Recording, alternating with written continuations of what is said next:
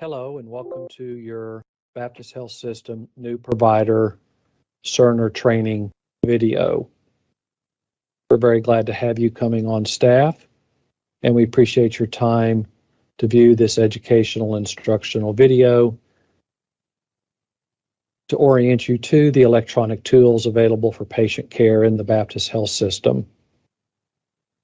We'd like to start with the Tenet Physician Portal, which is accessed using Internet Explorer browser, which is the preferred browser currently for Tenet Health and Baptist Health System. The web address is etenet.com. When you open Internet Explorer and enter that web address, you will see this login page. Entering your user ID and password.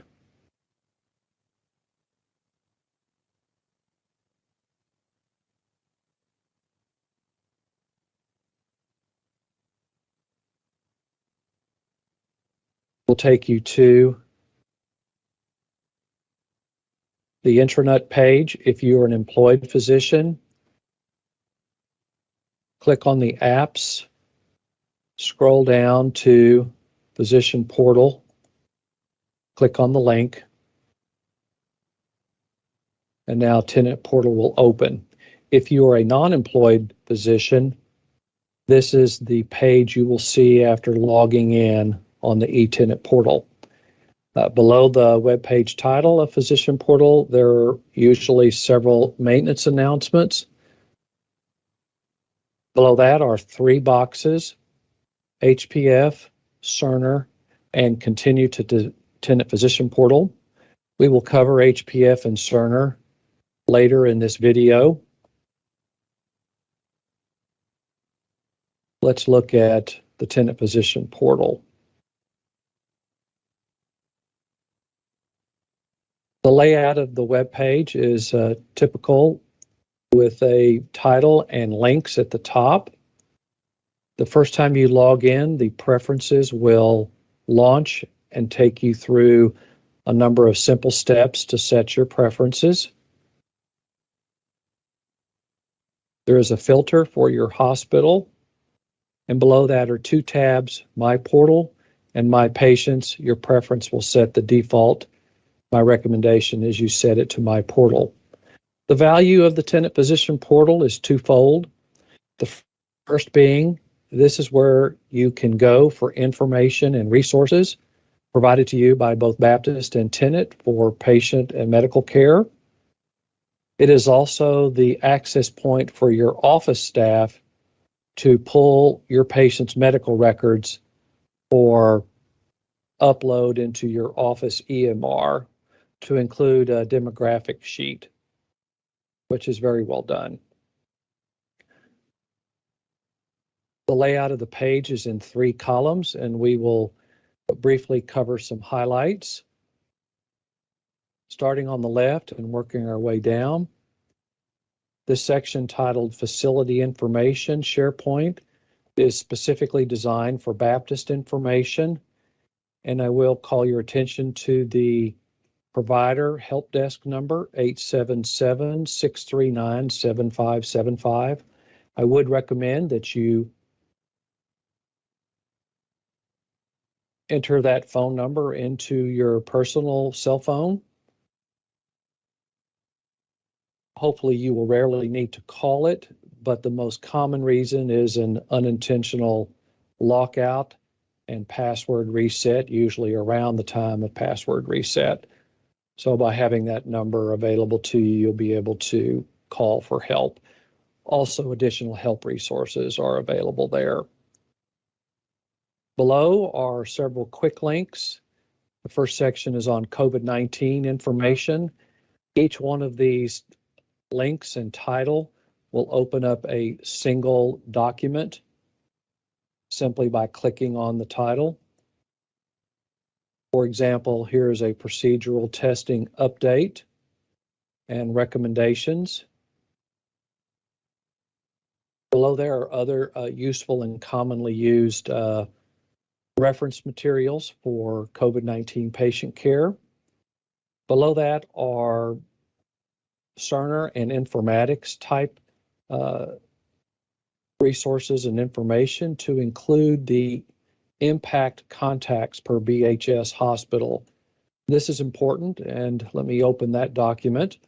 Here you will find a list of the 5 Baptist Health System individual hospitals with a name and a phone number. These individuals are all nurses who have worked in the informatics field for years and are very experienced. Their job titles are called clinical informaticist, and I would recommend you put 1 or 2 of these names in your personal cell phone so that when you arrive, you can reach out to them and likely wish to spend a little time with them configuring Cerner and other electronic tools to assist you in patient care.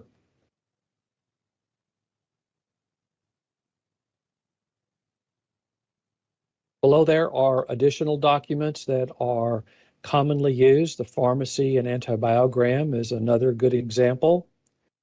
I would recommend the first month or so that you're on staff that when you need to access Cerner from office or home, that you spend a moment or two clicking on some of the links, scrolling through the page to orient yourself to what is available here to assist you so that when that time comes that you need that particular information, you can recall that it lives here and you can open it and make use of it.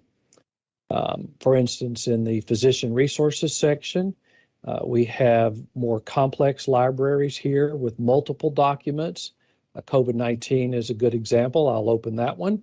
We have all of our vaccine information here, status reports, policies, guidelines, many other useful informational resources, and also other areas of the hospital, such as the medical staff office and Cerner resources. Below there is the section for your sponsoring your office staff. You simply click on the little red box below that says Add New Staff Member. You'll see a pop-up with 2 options. You can sponsor individual office staff members one at a time, or you can designate an office staff manager, and then that person can then sponsor additional people in your office that will need access to your medical records. This is important because they do not receive access to Cerner. They are not providers, but Cerner does feed the majority of the medical records to the tenant physician portal for office staff access, such as all your notes, labs, x-ray reports, the demographic billing sheet, other commonly requested medical information that you will need for your office follow-up. Your office staff will require responsoring every 90 days. They will receive reminders to remind you to responsor them. And of course, you will too as you log in to Tenant Physician Portal from time to time. Now, in the hospital, when you log into a provider workstation, you will see at the top of the monitor a banner bar. And in that banner bar, you will see several boxes, one of which will be Cerner, which of course will be the link that you will use most commonly. But there is right next to the Cerner link, the link also for Tenant Physician Portal. So from the hospital, the Baptist Health System Hospital, you can directly access the Tenant Physician Portal with that link and not have to just open a browser and type in etenant.com. But from office or home, yes, you'll need to go to etenant.com. And from this page, you can then link to Cerner in several locations. The top toolbar, there's a box here on the right, and actually down at the bottom under Facility Applications. Now in the middle column, the most useful item here that likely you will need from time to time is the password reference guide. That will explain all of Tenet's policies and mechanisms for password maintenance, to include a reset. And most of us, every 90 days, we'll see reminders when we log in that we need to reset our password. And I just go to the Tenet Physician Portal, click here, and change my password. There's also additional information below for multi-factor authentication. The first time you log in, the system will take you through that setup, but there is additional information there. Over on the right side of the page, there is a physician directory lookup section. This is very useful, and many of our medical staff's cell phone numbers are listed there for your use. Just a reminder that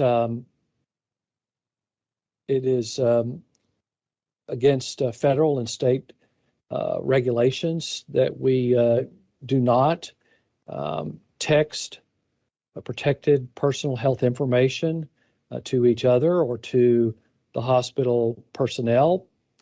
However, Baptist and Cerner have provided a Cerner secure text messaging app called CareAware Connect Messenger. You will see it actually open as a desktop version when you log into a hospital workstation. The nurses have it on their workstation on wheels. They do not have it on their phones, but it is a useful app that a number of providers and provider groups have taken advantage of. And if you would like to do so, I would suggest you reach out to your facility clinical informaticist to gain additional information and make it possible to use the text messaging app. All right. Below here is physician portal help. This is, I don't believe you as providers will actually need these materials because the Tenet Physician Portal just works for you face up. You're looking for information and resources, you scroll through, you click on the link that you need. However, for your office staff who have never used Tenet Physician Portal, not sure how to download your notes and additional medical information from your patients, or new consults that were treated at Baptist that are now to be seen in your office, please point your office staff to this section of Tenet Physician Portal where there are tutorials and user guides, which are very well done. They will complete the training for them and take them through the steps on how to obtain those medical records. There's very nice screenshots in these guides that will take them through it.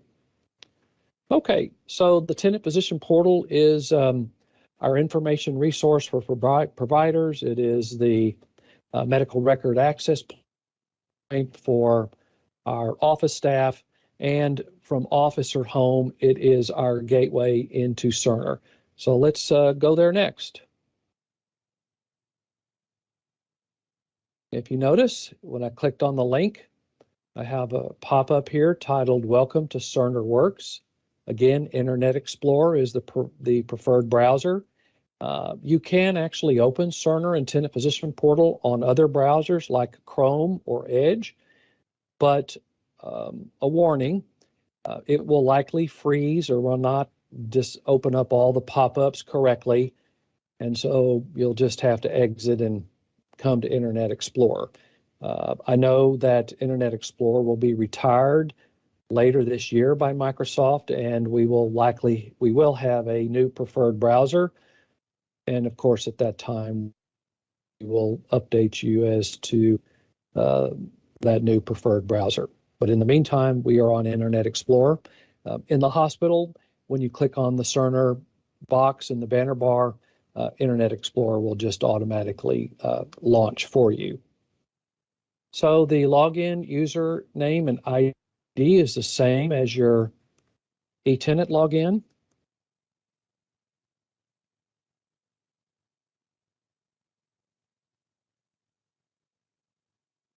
From there, you will see a virtual electronic desktop called the Cerner Works desktop. There are a number of folders and icons that are used by many of the hospital personnel as well as the medical staff. Essentially, you will only need one over here on the right, the big blue P titled Powerchart Dragon H6PRD. Powerchart is the Cerner name and title for their electronic medical record. Dragon is the voice recognition software application that we use. H6PRD, that stands for production, which is the live version of Cerner, and San Antonio is in Hub 6, which is not information that you need to recall. So I will click there, and you're going to notice several pop-ups appear. The first is the Citrix receiver. The target icon identifies the Citrix receiver. I'll talk more about that in a moment. Following that, you'll see several black screen pop-ups, then the blue Cerner Millennium, and then finally Powerchart. So the first teaching point here is just wait for all of those pop-ups to flash and close for Powerchart to open. You'll see this both from office and home, as well as in the hospital. Just be patient, give it a couple of seconds to open, and then you'll be ready to go. If you think something's wrong and you double click or go back and click on the Cerner Works desktop for Powerchart, you'll actually open two Citrix sessions, and Citrix is going to get lost, and then the whole thing's going to freeze up and you'll just have to close out. So just be patient. It will work, and everything will be fine thereafter. Now, the Citrix receiver is an additional piece of software that you will need from office or home. In the hospital, of course, it's already loaded onto the computer. But from office or home, you'll need that software. It's another firewall and virtual private network which protects our electronic medical record. If you have a version of Citrix receiver on your home or office device already because you use it with another hospital system, which is commonly done, then it should work fine. There should be no issues.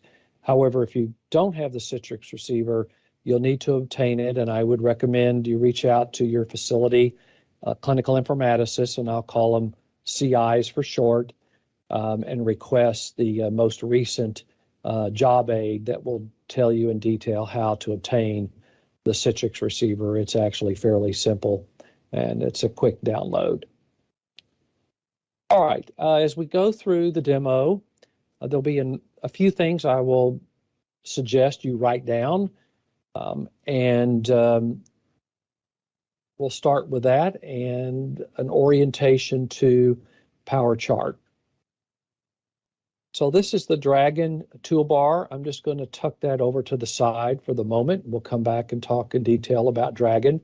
Notice at the top, the title of the window is Powerchart Organizer. You should see your own name there. And if not, then you need to close Powerchart and start over.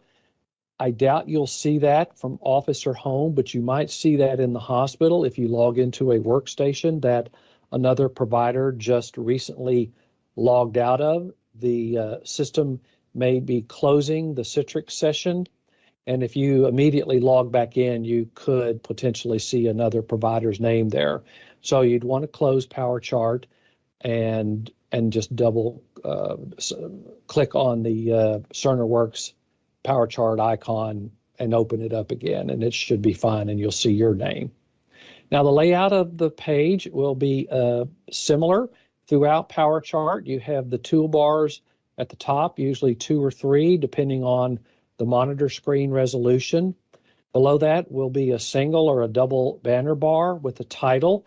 And you can see here, this is the message center. That is the default landing page for opening Powerchart. Over on the right are some search features, a full screen setting, and a refresh button. You'll see the refresh button commonly throughout Powerchart in multiple sections, and anytime you take an action, you will need to refresh. Now, let's look at some of the items here in the toolbars and discuss those. The first one I'd like to mention is the My Experience. My Experience is a one and done setting. I'm just going to minimize that, which is new to the Cerner Plus upgrade that Baptist implemented mid last year. What this does, it allows us to pick a specialty choice. I understand not every specialty is listed here. Just pick the one that's closest to you.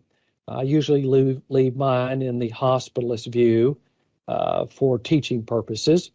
The good news is everything is visible in Powerchart to everybody. The only difference by selecting a My Experience that somewhat closely matches your specialty is you will see different options for your orders and your clinical note types. But again, every order and every note type is available to all of us. Nothing is hidden. This is also nice functionality for those of you who may have rotating medical students or interns on your services. This allows them to change their experience as they move through their rotations and see a little bit different view, plus receive a good educational experience as they also learn how to use an electronic medical record. Okay, so that's My Experience. Next, I'd like to point out the eCoach. This is an excellent tool for looking up Cerner workflows, particularly for those of you who've never used Cerner before at all. There are very nice 1 minute, 2 minute videos here that will take you through all of the basic workflows that you might need help with, particularly if your facility CI is busy helping another provider. This is an excellent way to use these educational resources to bring you up to speed for whatever the particular workflow you need to do at that moment, whether it's placing an order or creating a clinical note. So that is eCoach. Over to the left is a link titled Artifact. You may, from time to time, receive queries from our health information management, and you can deal with all of those in Cerner Powerchart if you choose. There's also a smartphone app that a number of physicians prefer, which is very user-friendly, and your CI or health information management can help you to obtain the phone app for addressing your documentation queries from health information management. Additionally, here we have a auto text copy utility that will allow you to share templates and documentation amongst providers and provider groups. We'll talk more about that when we create our notes. There's also a dashboard for hospital-acquired infections, which of your patients have Foleys and central lines.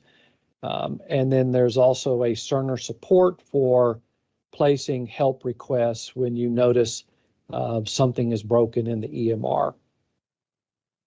On the third line, probably the most important icon here is the exit. This is the preferred method of closing out Powerchart. Yes, you can click on the red X at the top right in the upper part of the window, which is probably what most of us are used to. However, in the hospital, sometimes the Citrix session will not close cleanly in the background.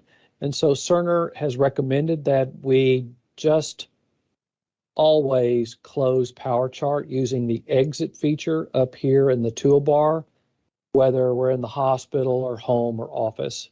And if you just make that a habit, then usually you won't have any problems with Citrix sessions. So use the exit tool. All right, let's go back to Message Center. This is the default landing page when you do open Powerchart. The Message Center lays out with a table of contents or a menu over on the left, and in the middle and to the right is the action section of the window. Again, this is a common theme you'll see throughout Powerchart. By default, it will open to your orders, and the two most common items that you will see in your Message Center are your orders for cosign. Usually these are all telephone orders, maybe an occasional verbal order. Additionally, you will see your documents that are pending completion, usually in the Save Documents section. You may also see forwarded documents here as well, and these will require your attention for completion. So my suggestion is every time you log into Powerchart, just deal with whatever is in your Message Center and sign off on those items. Because if you are very busy at Baptist with a large patient panel, this Message Center can get full on you pretty fast. And before you know it, you'll have 50 items in here, and then HIM will be reaching out to you to remind you to complete those documentation items so that you can avoid administrative suspension. So just good rule of thumb, keep your Message Center clean and your inbox empty, and you won't have any problems. Now, there are additional functionalities in Message Center, and I would recommend you go to the eCoach and look at the video there where you can set proxies and pools. Your FYI results can be configured and customized. This is one of the beauties of Powerchart, is you can customize it to a great degree, but then again, it just basically works. And most of us just log in and take care of our patients, and everything is preset for us to do most of the items, but yet you can customize it as much as you like. Okay, so that is Message Center. Next, let's go to our patient list. And so this is up here in the second toolbar, third from the left, with the little icon of the patient. Notice the banner bar changes from Message Center to Patient List. There are a number of icons below here to help you manage your patient lists. When you're in the hospital, by default, the first tab will be the nursing station if you log in from that location, and you'll see the patients listed there from that nursing station. And that's helpful because if you know you need to see, for instance, Mrs. Smith in room 5, you'll see that patient listed, and you can double click on that patient to add them to your list. And Cerner will then ask you to assign a relationship. That's usually fairly self-explanatory. You have several options. One is you're the admitting or the attending. Secondly, you are a consultant. Or thirdly, you are a covering physician. And the fourth option is you are quality review. So if you've been asked by a department, a medical staff department, to review a chart, or one of your colleagues has asked you to look at a particular data element in a chart and you don't really want to assign yourself as a consultant at that point, you can select that non-clinical review option for a relationship, and then you can gain access to the patient's chart. Now, on my patient list, I have a number of test patients here that we'll use today for our demonstration. You can make a number of patient list types. The eCoach video is well done. To get started, you click on the wrench. It will open up this pop-up titled Modify Patient Lists. You click on New. You select Relationship. and then you go to Visit Relationships, you expand, and you select the appropriate relationship for your provider role. And then you can retitle that however you like. And then once you're finished, it will live here in your available lists. And then you can just click on that option. And you can see I've made a number of location lists. And then you can just move it over and it will then appear as one of your tabs. You can move the tabs around just by clicking the item, and you can move it up or down or back to your available list if you're not currently using that. The more lists you create and the more are active, the longer your patient list is going to take to load when you open Powerchart. So I would be selective and not create multiple lists. But if you would like to customize this, then please schedule a little time with your CI and you all can partner and build customized patient lists. Now the filters for the properties for your patient list can be modified from this icon just to the right. Going over is how you can add patients to your patient list, and I'll just click on the little man to show you the encounter search. This, I think we all know, the best way to search for a patient is with two patient identifiers. The patient account number is one of the most reliable because that is unique to each encounter. The last name, first name, of course, is a good second patient identifier. Once you click search, you'll see the persons found, and then below will be the encounters with the top option, the most recent encounter. You click on that, add it to your patient list, and now you can open the chart and select your relationship, and then you're ready to go. All right. Now, one new feature for patient list management is also up here in the toolbar just to the right. It's called the provider handoff. This is new functionality for us with the Cerner Plus upgrade last year.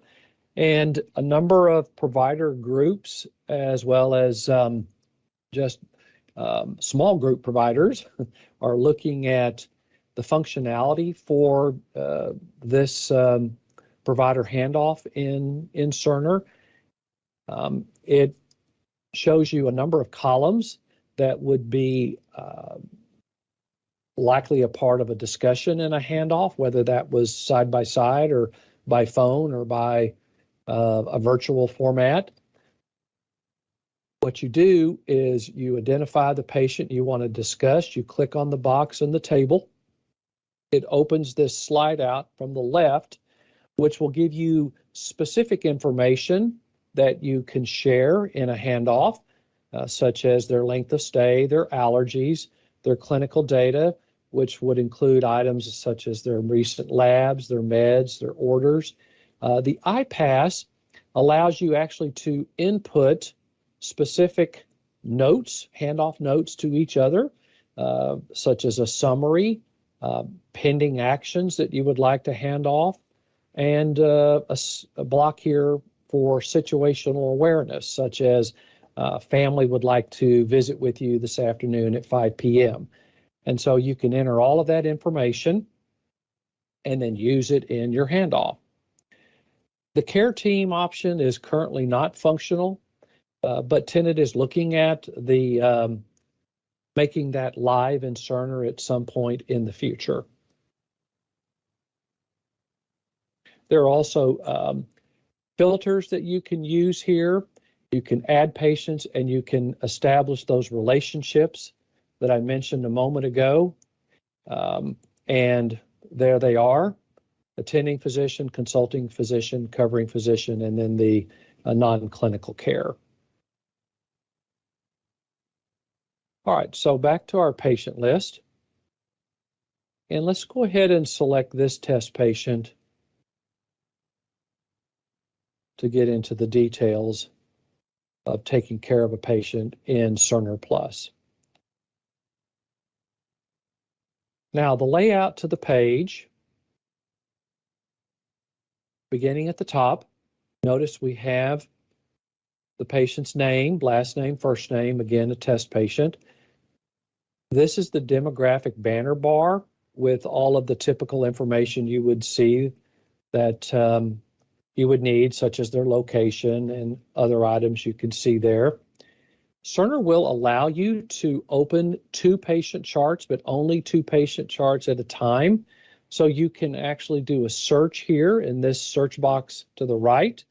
There is a drop down that will allow you to filter that by either a unique medical record number or unique encounter or account number, or also called FIN number, financial identifying number. So you could use that and put in that number. That's a good way to add a patient or open another patient's chart. They all begin with the year. So for this year, it'd be 2-2. And then it will open another tab with that patient, and the demographic banner bar will be a yellow color, actually similar to this menu title over here to the left.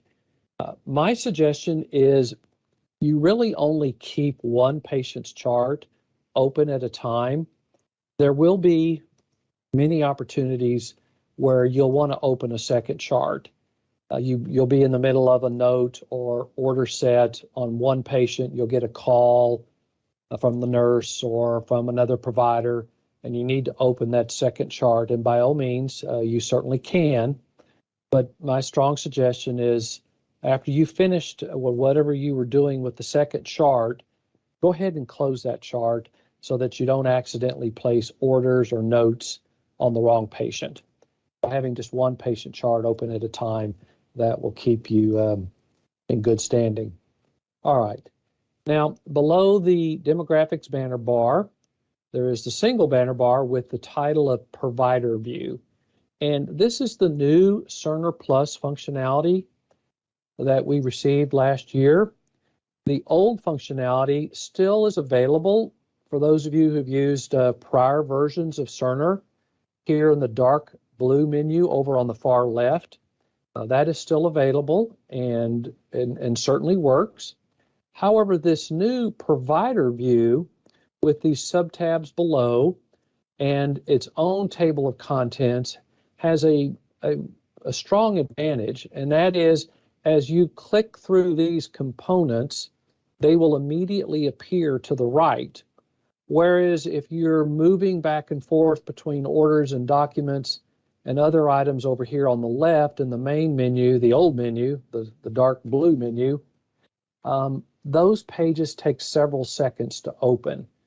And toggling back and forth can just add more time to your day. Whereas by structuring your workflow to focus as much as possible on the provider view using the first tab titled Inpatient Workflow, then you will find this will make you far more efficient, particularly as I show you the additional details of how this works. Okay, so let's close the dark blue menu and do a little more orientation here for the provider view. The house will take you back and forth from other sections of Powerchart directly to the provider view. I'll show you that here in just a moment. The full screen is actually very helpful. I'm doing this demo on a small laptop, and this will give us a little more real estate for viewing the screen. In the hospital, a lot of the physician and provider workstations have large monitors. Some of them have double monitors. And so Cerner Plus Provider View lays out very nicely and with a good screen visibility. All right, so let's look at these sub-tabs below. The little toolbar here, which is fairly basic. There is a search feature. There's a zoom feature. Again, the home button. So the inpatient workflow, we'll spend most of our time in the second hour of the demo on this. So let me show you the other sub-tabs next. The discharge is a new functionality for Cerner Plus with its own table of contents to the left. You have the ability to move these components around wherever you like. which is also true of the other subtabs like inpatient workflow. Over on the far right, each of these subtabs has its own page menu with the dash, dash, dash, and you click on that, hover over the components, and if there are various components here that you find you're not really using, you can uncheck them, and it will take them out of your table of contents to clean that up a bit. My suggestion as you get started is to leave them all checked and viewable, and after a month or two, once you're pretty well set in your Cerner Plus workflow provider view, then you can uncheck some of these components that you really don't use.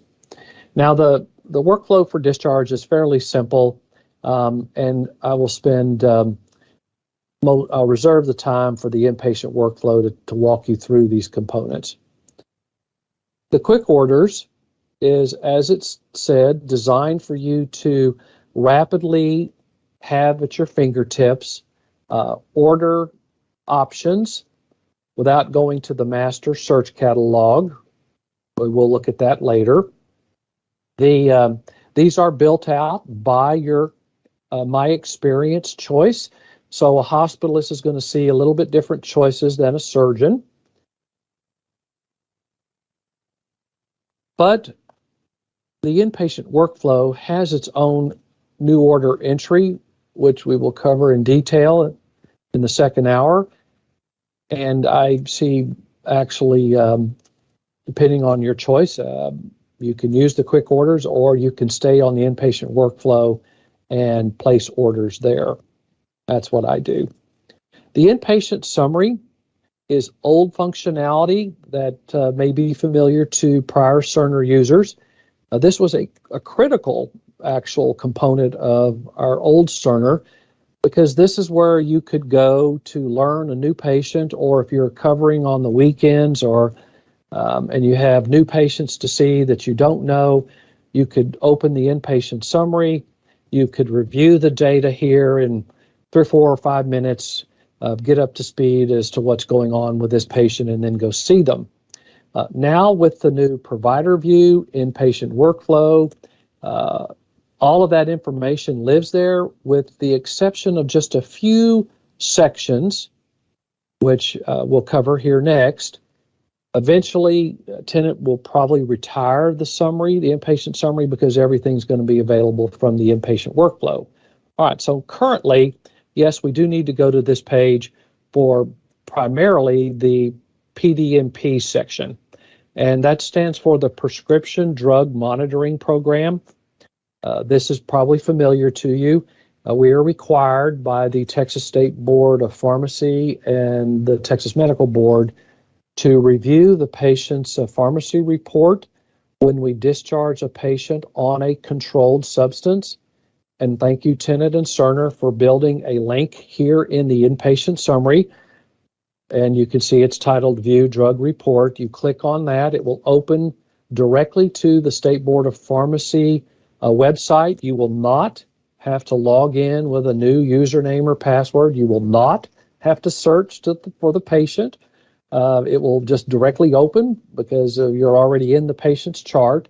You can scroll through the data, close it, and then you can include in your discharge summary documentation that you checked the prescription drug monitoring report. And then to actually electronically prescribe that medication, Cerner will allow you to do that, but you're going to need to obtain the multi-factor authentication enrollment with your facility clinical informaticist. So this will be another one of those write-down items if you prescribe electronic controlled substances on discharge. Now, if you don't prescribe any of those on discharge, you won't need to do that. Certainly, this does not affect inpatient prescribing of controlled substances, but definitely does with discharge. So you will need to enroll with the multi-factor authentication process. It's fairly easy, only takes a couple of minutes, and then you can electronically prescribe those medications. The eCoach does have a very nice video on how to electronically prescribe when you do medication reconciliation, and that is available for you. All right. The last section is the demographics, and this is a potpourri of information that you may find helpful from time to time. All right, so let's go back to our inpatient workflow. And let me just give you a little scenario that should sound familiar. You are admitting a new patient, or you've been asked to consult. You open Cerner, you add the patient to your patient list, you select your relationship, you open the chart, you go to the inpatient workflow, which will be the default opening, and you do some additional data review. Now, I have moved some of these components, these table of contents items around for my preferred workflow. I have moved the documentation elements to the top, and below there I have discrete data elements. And then scrolling down, we have the blue hyperlinks for actually creating the notes. And in the second hour, we'll look at that in more detail. But to orient you to how this lays out, let's go to the top of the page and click on the HPI. Now, to fully demonstrate this, I need to change my zoom feature to 75%, which I know makes the font a little small, my apology. But notice way over here on the right, above these 4 documentation fields, and you'll see them there, HPI, Review Systems, Physical Exam, Assessment, and Plan.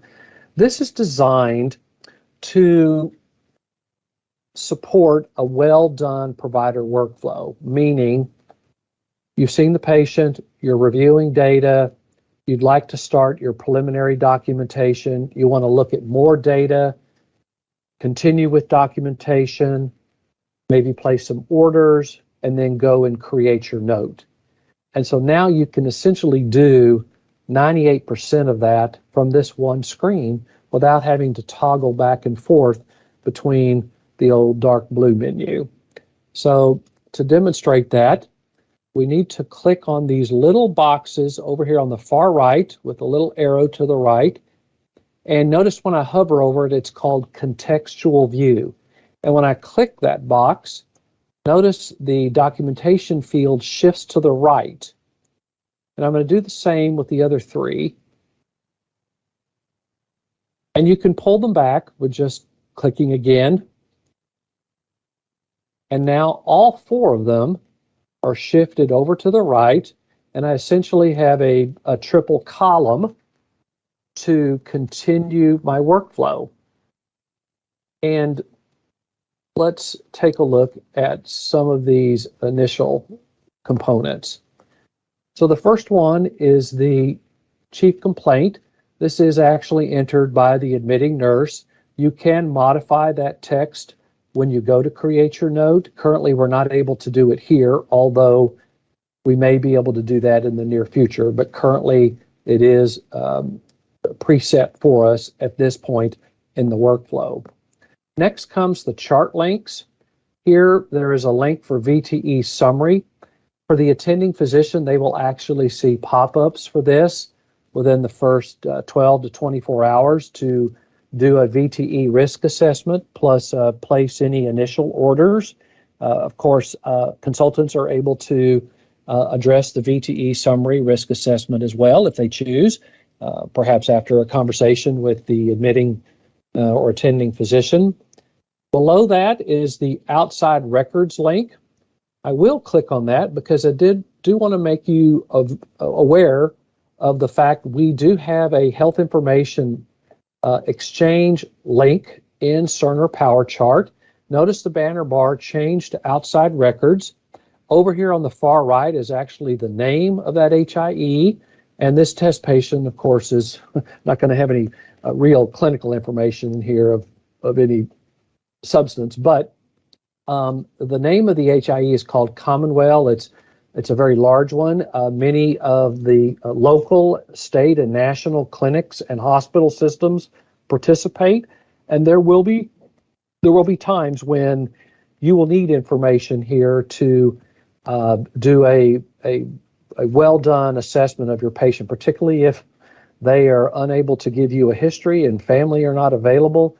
outside records can make a big difference. It is also available in the dark blue menu over here on the left. Now you can go quickly back to the provider view using the home button here.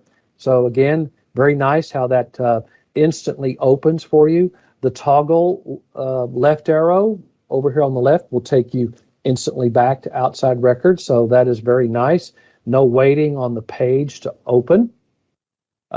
So outside records, very important. Now, below here are our document section, and now we notice we start to see filters where you can reset these, and you'll see in this test patient multiple different documents. And so I'll just click on this admission history and physical down here, and notice now we have a fourth column, which again, on a nice big monitor, lays out very nicely. And as you scroll through this document, or you can look at multiple documents through an individual scrolling session, you can pull them all up. And if there is information in here that you would like to actually pull into your note, you can do that through several mechanisms.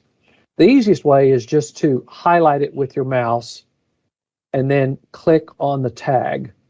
What that does is it literally tags that information and stores it in Powerchart for you to pull into your note. Now, there's several areas you can do that.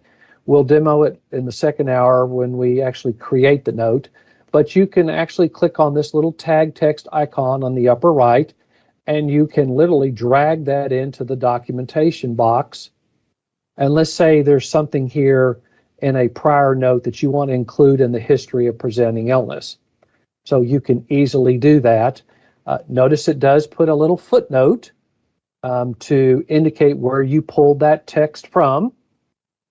You can also highlight the text here and drag it over from the middle section and pull it into the note as well, again with a footnote.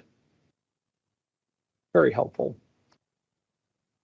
Now let's give a comment or two about additional documentation. You've taken your patient's history, you've looked at some notes, you'd like to go ahead and finish up their HPI.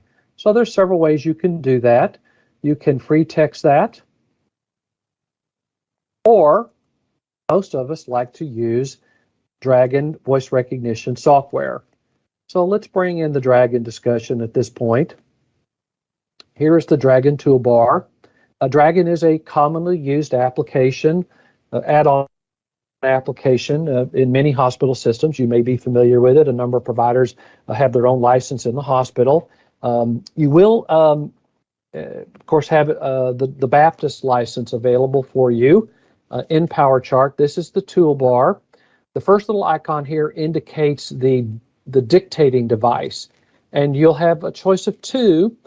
In the hospital, there is a Dragon dictaphone pretty much attached to almost every provider workstation. There'll be a few that don't, but most of them will. And you'll see the icon there for the microphone instead of a cell phone.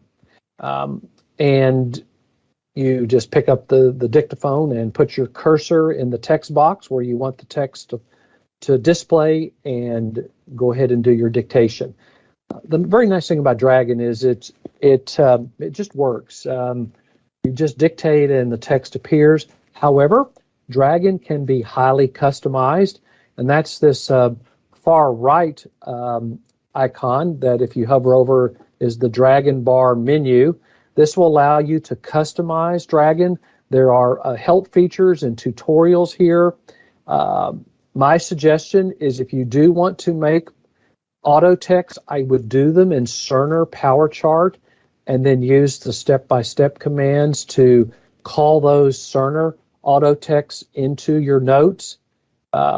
So you can change your recording device. A number of doctors do like to use their own smartphone, but you will need the Baptist product key, and you can reach out to your CI for that as well. The other icon here is for Dragon Medical Advisor. This is a diagnosis assistant, which essentially Dragon will scroll through your text and actually assist you and make recommendations for more specific diagnoses and documentation to potentially reduce your coding queries. So keep that in mind. You'll see a little ticker appear here as you dictate when additional specificity may be helpful.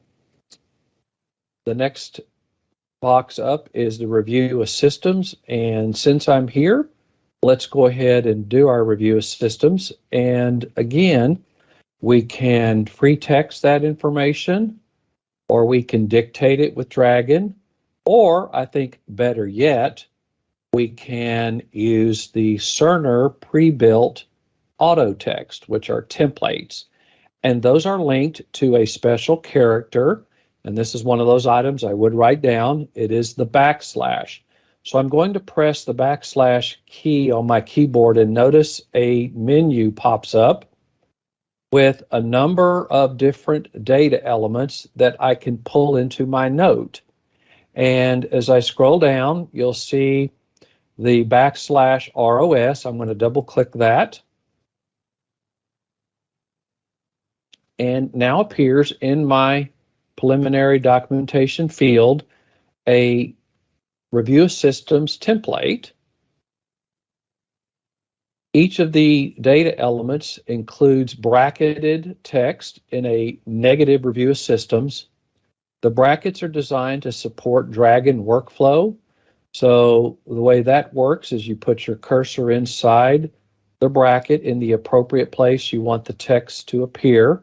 You press the Dragon record button, whether it's on your phone or on the microphone in the hospital, and there you will see that text appear within the bracket. And then you use the Dragon command of next field, next field, next field, and your cursor will move through the brackets one by one for you to enter additional information.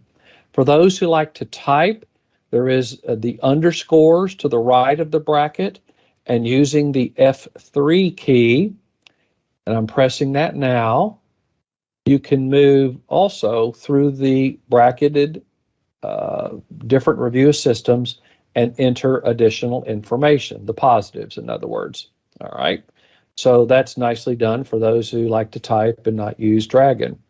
And while I'm here, let's do the physical exam. So again, I'll press my backslash key and pull up a physical exam, and there it is, PE. Double click it, and now I have a negative physical exam where I can then edit with the positive findings that my patient exhibits. Okay, so I've got my 3 preliminary documentation boxes started. Let's return over here to the left and work our way through additional data fields that we may actually want to pull into these sections of our documentation. All right, so let's scroll down, move through the documentation areas.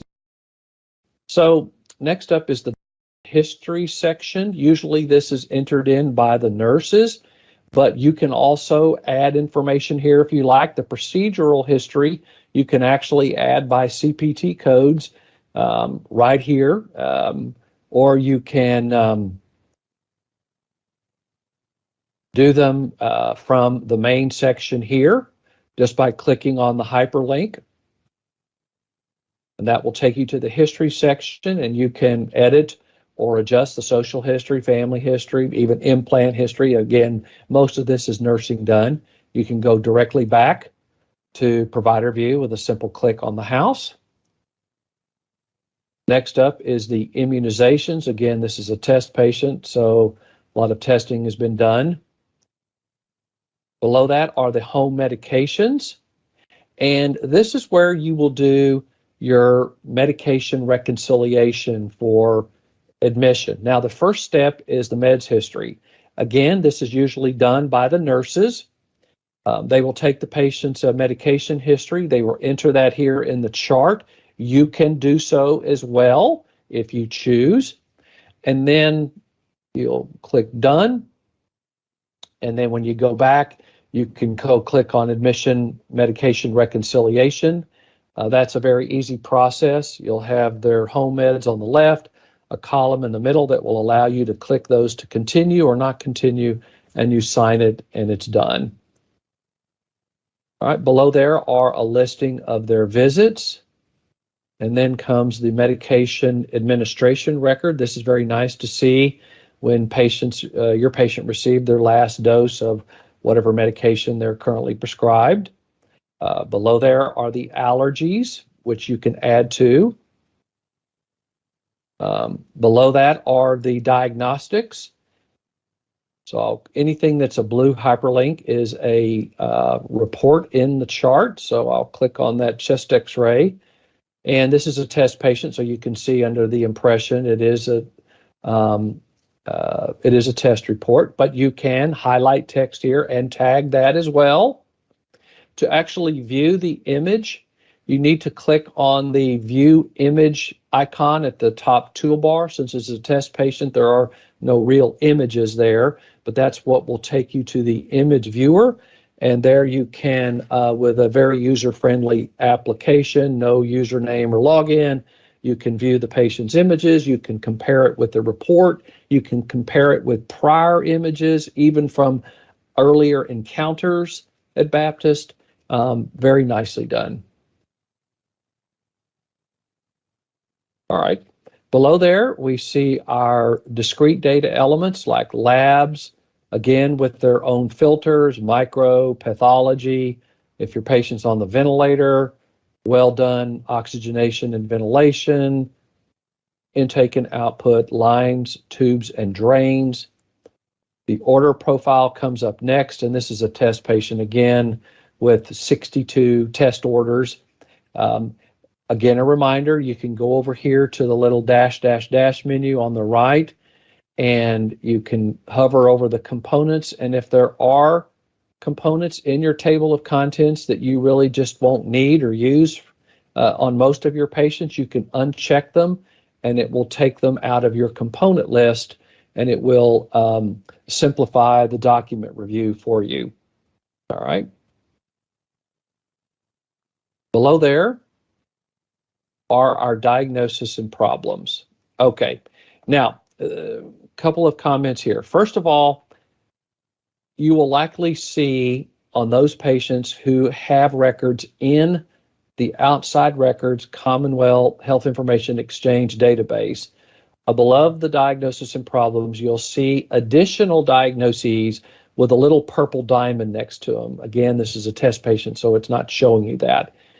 But the expectation is that you will review those, and there will be times, no doubt, when you will find diagnoses that either you did not obtain in your history or currently were not in Baptist records in Cerner, but are now pulling in from, let's say, a recent cardiology visit where an echo was done and aortic stenosis was identified.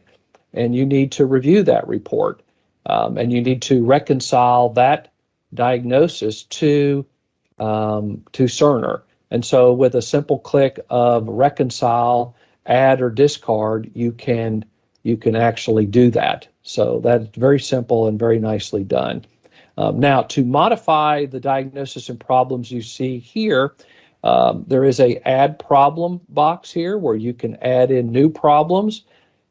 There is a prioritization of them here on the right, and you can see this patient, this test patient has currently 5 diagnoses or problems entered for this visit. And notice that they correspond over here on the right in the contextual view in the assessment and plan, 1, 2, 3, 4, 5. You can rearrange these priorities, which is really nice because it is for you personally. It's not going to affect anybody else's diagnosis or problem list. So if you're here to just take care of asthma and none of the others, you can remove them by clicking the little X over here on the right side in the contextual view.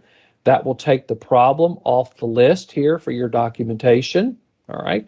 Or if you're really the admitting physician and managing all these problems and the patient is not here for heart failure this time, you can uncheck heart failure, and notice now it disappears from the list over here in the contextual view.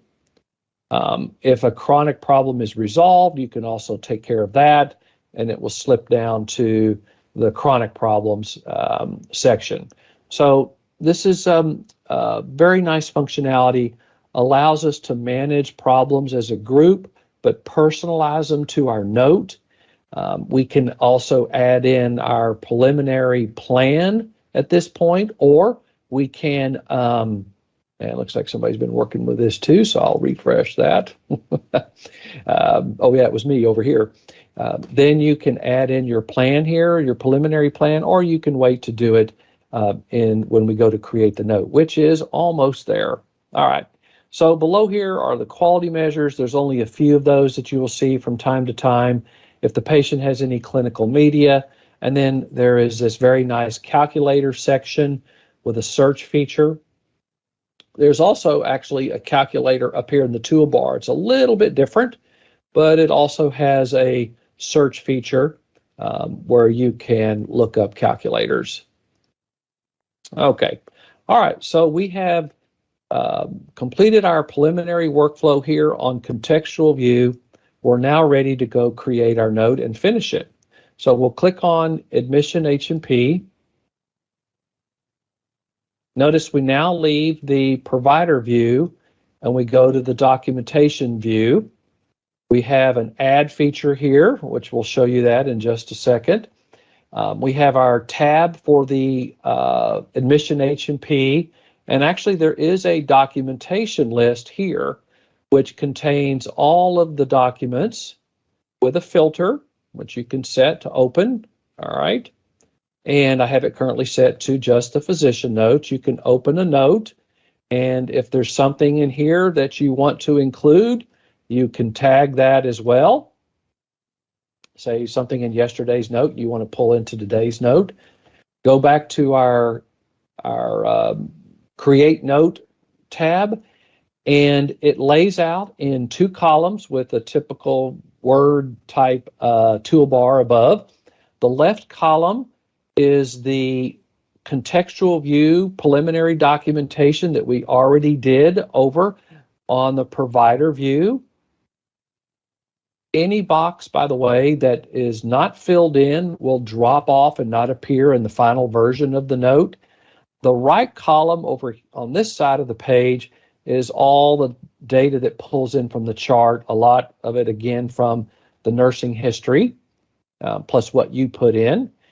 Each section has its own corresponding filters and action buttons: refresh, insert, free text, or if you don't need that section, you can just click X and it goes away. Now, obviously, you would probably want those in an H&P, but you can modify these sections, each one individually. And then for the tag text, you just pull it in, whatever box is appropriate. And if you decide, well, no, I don't want to use that tag text, you can remove them. Okay. Now, well, it looks like there was one more. Okay. So now we have our preliminary note viewable, and we can do a last scroll through to make sure all our documentation is complete. Okay. Notice the footnotes down at the bottom for the tag text that pulled in and who the initial creator of that information was and when. And then we click on Sign and Submit. Well,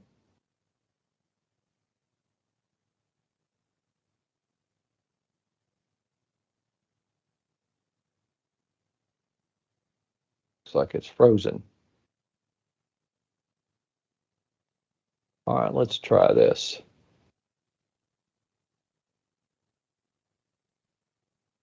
Make a new note.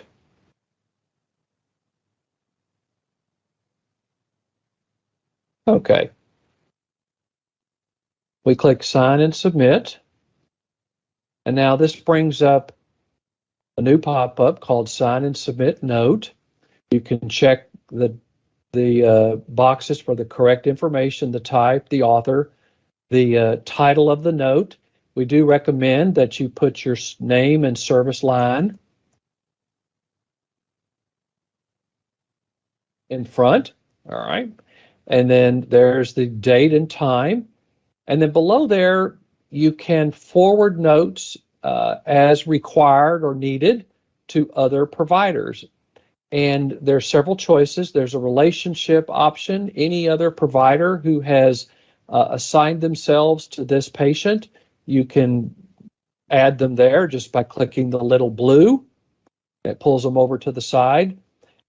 If this is a recent use, or if you have favorites, which you can create by just clicking the little star, this is someone you're going to be sending notes to on a regular basis, then you can create a favorite. And then you have an option of when you forward that note, is it for cosign or review or what's called carbon copy or just have a copy of. All right, now Baptist medical staff rules and regulations requires supervising attending physicians working with allied health practitioners to cosign their admission, history, and physicals within 24 hours and their discharge summaries within 7 days. So the supervising attending has the obligation to do that cosign, but we do teach our allied health professionals to use this forwarding feature in Cerner. And what this will do is it will send the note to the supervising attending to their message center for them to open up and attest and modify and sign, and the note is now complete. All right. Now there are other options. You can save the note instead of signing it, and that is very helpful, particularly when you're waiting for an x-ray report that's going to come in quickly. You're waiting for a callback from a consultant. You'd like to add some of those details into your note. So you can save your note and then come back to it later and finish it. It will live in Message Center as well as in your documentation or your documents on the provider view. And you can open the note and finish it and then sign it. Now, we do recommend that you get those notes finished up by the end of your workday. Otherwise, the note will stay in a preliminary status, which is viewable to the entire care team. We do train all that preliminary notes are preliminary notes and that you shouldn't make a significant clinical decision based on someone else's preliminary note. So that's why it's important to get these notes signed and finalized in the chart. However, we do have a tenant patient portal application available to our patients, and approximately 50% enroll at the time of admission. They can share their sponsorships with their families, and likely you will receive questions from your patients on information that they have seen in the patient portal. As per federal government requirements, all records that are finalized in the chart do go to the patient portal with two exceptions, which I'm going to show you next. And those live here in the Add button in the catalog of all of the patient note types. There are 22 of them. You can make favorites of them as well, and put them in your favorites section. And the two notes that do not flow to the tenant patient portal are the behavioral health psychotherapy session note. So for our behavioral health professionals and providers, they can use this note to document their psychotherapy session information. That will not flow to the patient portal, nor will the non-accidental trauma note. So let me show you what that looks like. Notice a new tab opens. Again, there's our tag text. Just take that out, cleaned it up.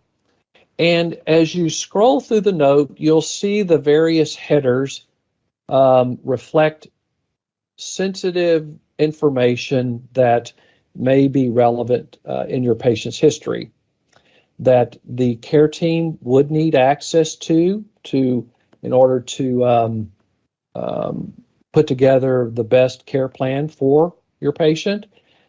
But yet the patient would not want this information to flow to the patient portal.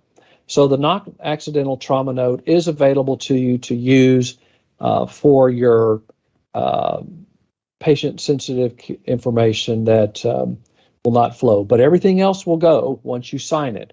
So if you have a history and physical or a consult note, and there's something sensitive that you need to document in there, but you're not quite sure of, I would definitely recommend you save that note, close the circle on whatever the pending information is, and then sign off on it, and then you can have your discussion with your patient around that information. Okay. All right, so that is creating a clinical notes. The last section here is on auto text. So notice this icon here at the very end of the toolbar. And as I hover over it, it's called Manage Auto Text. So I'm going to click on that. It's going to open a pop-up titled Managed Auto Text. There are two tabs over on the left, My Phrases and Public Phrases. Below that is a search box with an add feature, and it defaults to My Phrases tab, which are all of my personal auto text. And remember, I did show you where you can go and share those with each other. The public phrases are those that have been already built in the system, and there are a number of pages, so it's well worth your time to look through a few of these, see what they do. For instance, here's the heart score I just clicked on. I know the ED docs use this with some regularity. They have individual drop downs where you can enter that data. And very likely you will want to use a number of these. Now, you can build your own auto text with this little plus button at the top. And the first step is to pick your own special character. And we recommend you use the /, somewhat easy to remember, / to Tenet, Cerner, / to you. And the abbreviation box will allow you to name your phrase. So let's say this is your chest pain H&P. Okay. It won't allow you to skip spaces, but you can in the description.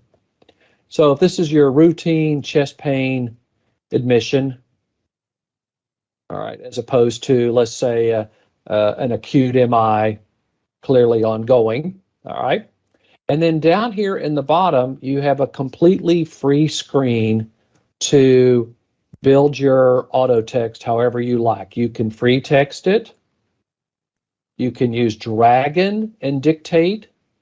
You can pull in the templates and what are called tokens that already in the chart to build a complete note, whether it's just individual sections like review of systems or a PE like we showed you before.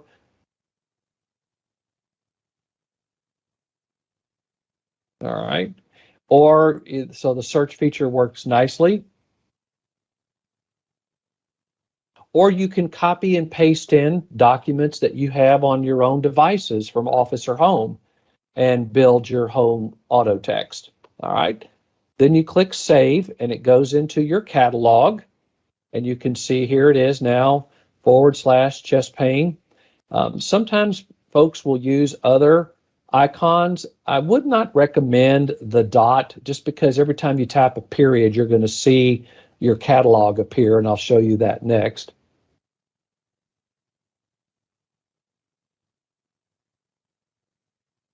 So let's go back to our note types. And notice there is the free text note type. So this is when you want a completely free screen to pull in your template.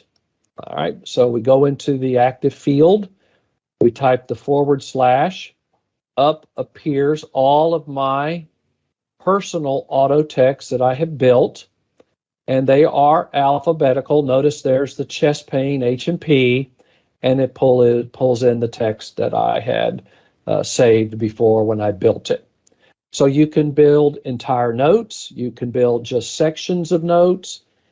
My suggestion is that you use just auto text for commonly used items and go with the dynamic documentation contextual view as much as possible, because I think that's going to give you the best quality note day to day, patient to patient. However, I know some provider groups are required to use their standardized templates, and this will allow you to do that by using the free text templates and using your auto text catalog to pull those in.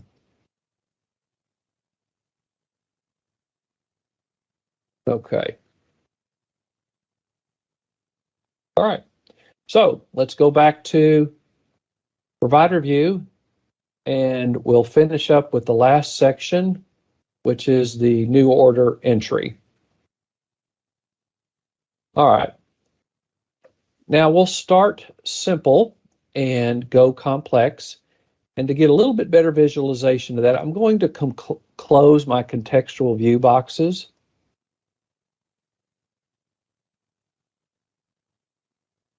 Go back to 100%.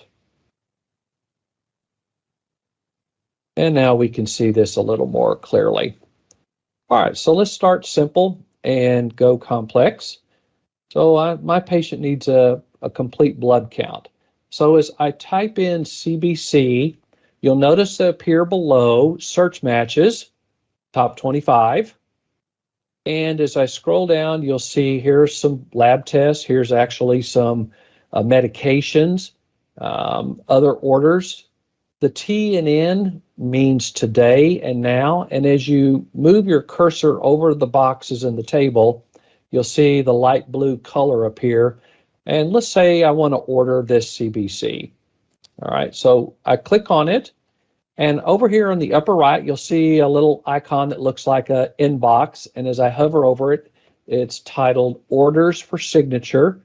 And the green square with the white numeral tells me how many order types I now have pending for review. All right, so before we review those, let's look a little bit more at what this search box does. All right, let's say I need an order set for admission. So as I type admission, notice there are choices appear below, and they look a little different. On the left, we have these single orders, and on the right, we have these orders with this yellow box with the colored figures. That is the Cerner designation for an order set, which is called, in Cerner terminology, a power plan or order set. And notice there are a number of different options, and I'll click on the admission general, and notice the little green square up here at the top changes to the numeral 2. Okay, so let's go back. Now, below this search box are some subtabs. The first one is what's called Home, and it allows you to view order sets by specialty, and I'll show you how you set those here in just a moment. The next subtab is called Mine. This is where you can build your own what's called favorite folders of orders, as well as order sets. And the order sets all live in this folder titled My Plan Favorites. And as I click on that, you will see a number of order sets with my name, Bradshaw. And next to that is BHS, which stands for Baptist, and a number of order sets. And the Baptist order sets live over in the Shared tab. Now, before I go to the Shared tab, let me show you the public. The public tab has all of the Tenet Cerner standard order sets. So for instance, in internal medicine, when I click on that, there are quite a few actually order sets for internal medicine, as you would expect, which are all very good and very well done. However, the Department of Medicine at Baptist Health System has taken a number of these Tenet standard order sets and customized them to a departmentally recommended order set for their department members to use. So this is fairly important. This is not an e-coach. You'll need to write this down. So how do you find those order sets? You go to the shared feature or the shared tab, and now notice there's a new search box called provider. Okay. And actually we can share order sets with each other. So you could type in one of your colleagues' names and find their order sets that they have saved in their own folder. Also, you can type in BHS and notice there are 11 options. And I'll click on hospital medicine because that's where the internal medicine ones live. And there are a number of folders here. A number of them are titled SDO, that's standing delegated orders. Those are the protocol orders that our nurses actually use that we have built for them. But in the My Plan favorites, this is where you'll find the Baptist order set favorites for the Department of Medicine. And this will take a little time, I understand, to look at these and adopt them for your use. Yes, not all of them. The core measures, particularly stroke, sepsis, heart failure, MI, those do have Baptist standards for you to use. And plus there are many others that have been recommended by the department that you can look through and use. And so please make a note of that in order to find those, you have to click on the shared option, the tab here in Provider View, type in BHS, and there you will see your department and you can save them in your own favorites. Now, we do send out memos about every quarter with updates to the Baptist favorites. And some of these are on version 8, 9, and 10. And honestly, I think the better workflow is just to go and pull it from the Baptist folder for those that are on those high number of versions. Otherwise, you'll need to really keep track of those memos and notice when a new version has been published so that you can go and pull it and save it to your own folder. Otherwise, you can just pull it from the Baptist folder every time. Okay, so let's select the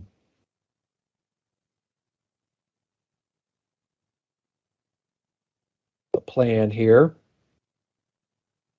We'll do the sepsis one. Okay. All right. So now we're ready to review these orders.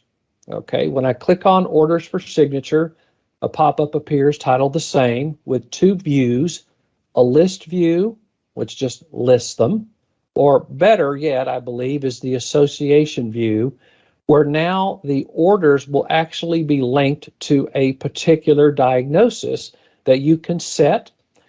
This test patient has a number of diagnoses already in. You can clear all those associations and actually link, let's say, abdominal lump to the sepsis orders. And what that does for you is it actually will pull those orders into your note. A number of providers really like that. They like their orders to be a part of their plan. This will pre-populate those orders into your note so you don't have to type them in individually or dictate them. Okay. Now, below there are four options: sign, save, modify details, and cancel. I would recommend that you click modify details essentially every time because there are a few orders that do not require a review process.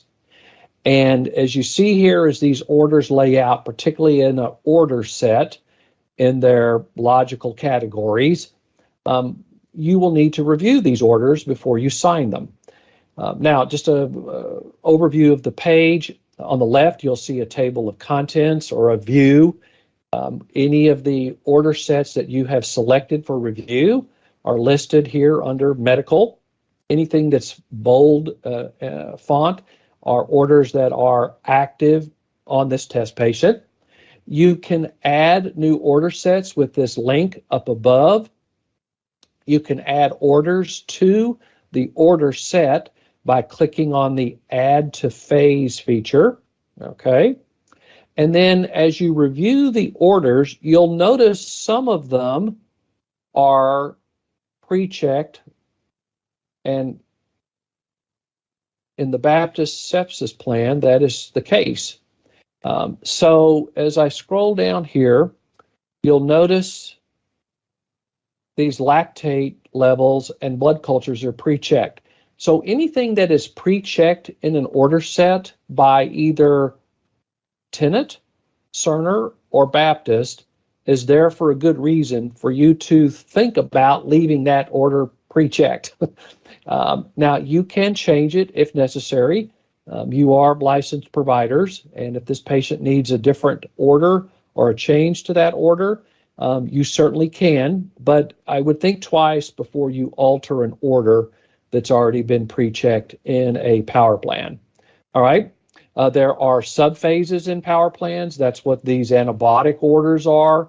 That's what that little figure icon means.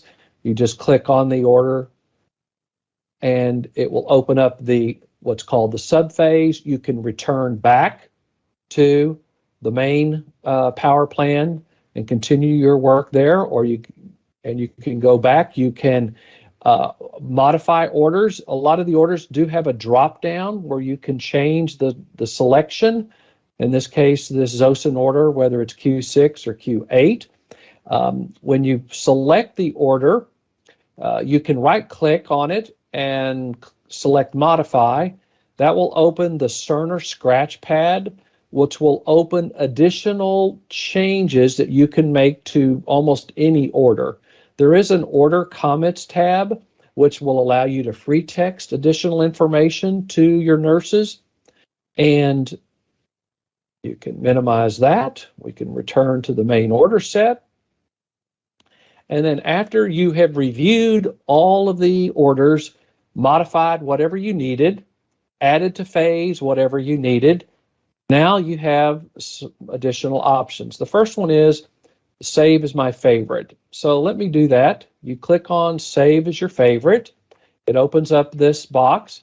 Notice the Baptist nomenclature is there. We asked that you put your cursor in front, and I'm just going to name this test doctor.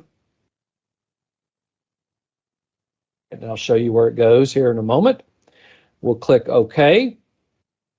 And then over here on the right, you have three options: plan for later, initiate now, and cancel. Cancel's obvious. You made a mistake. You don't want to use this order set at all. You just cancel it.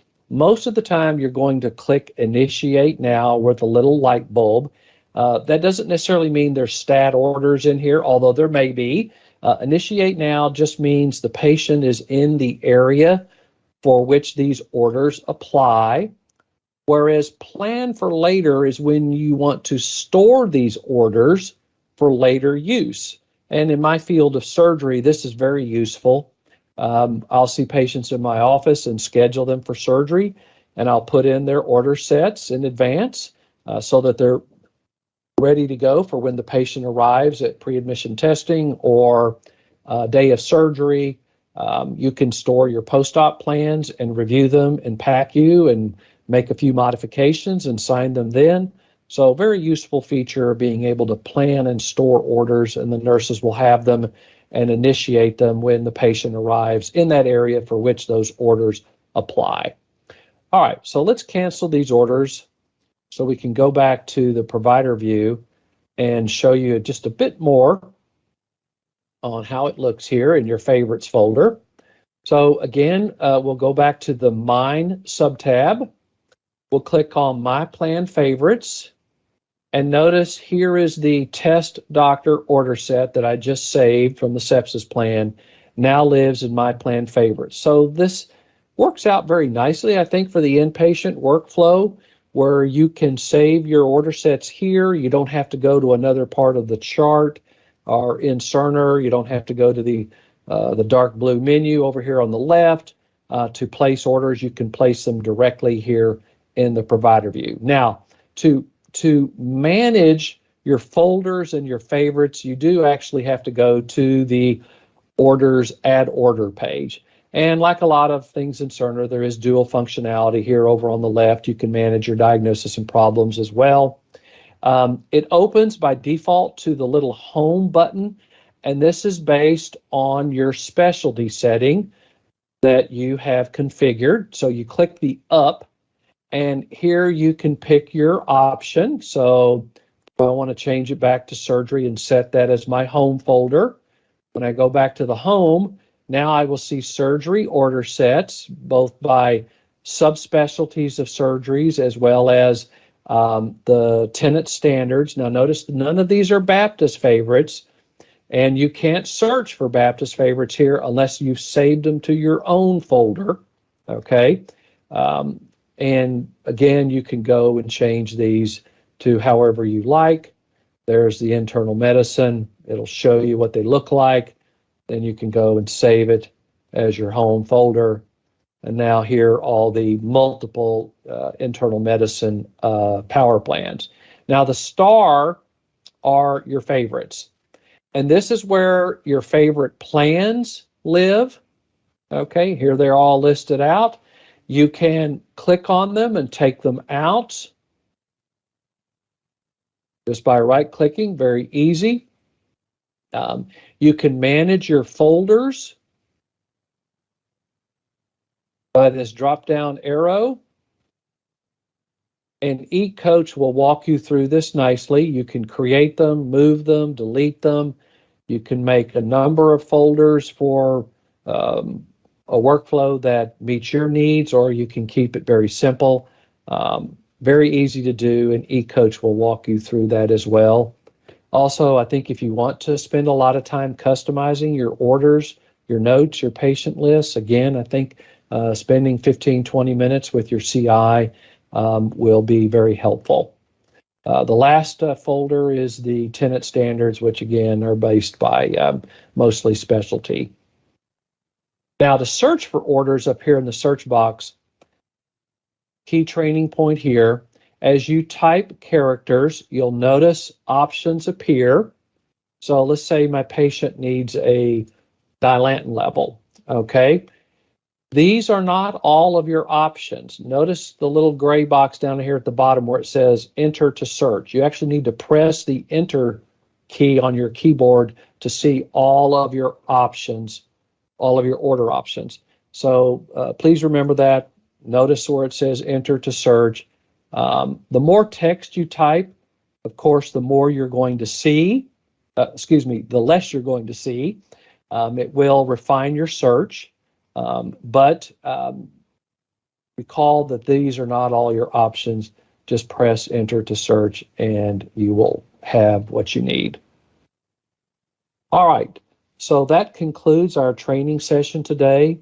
Thank you very much for your time and attention. Welcome to Baptist. We're very glad to have you. Thank you.